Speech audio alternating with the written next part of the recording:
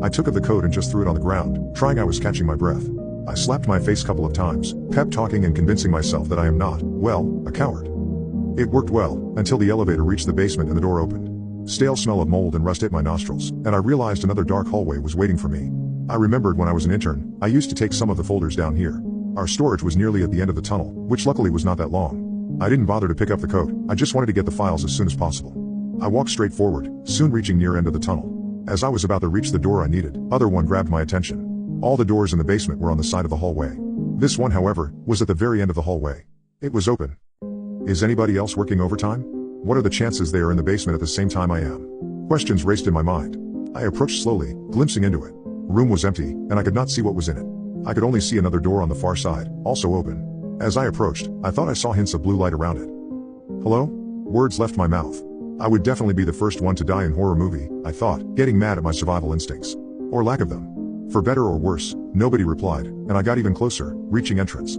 I pulled out my phone again, turning on the flashlight. I pointed light towards the room from the threshold, but I could not see anything. Not that the room was empty, I actually could not see anything. As if floor and walls simply non-existent. An abyss. Fear got back in my head with full stride. For some reason, instead of running, I could not resist investigating. I stepped into the room. I half expected to fall through the floor.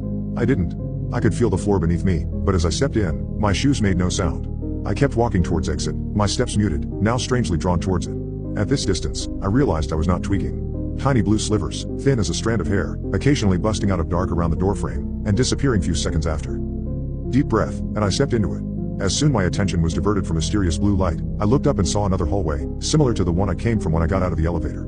This hallway too had doors on both sides, and I could see what I presumed was elevator, at very end of it. I went towards it. I tried working out the distance of underground in my head. There was no other building nearby beside my company's, and by now, I thought I should be somewhere below a parking lot. At this point, I already forgot that I came down here for few more folders.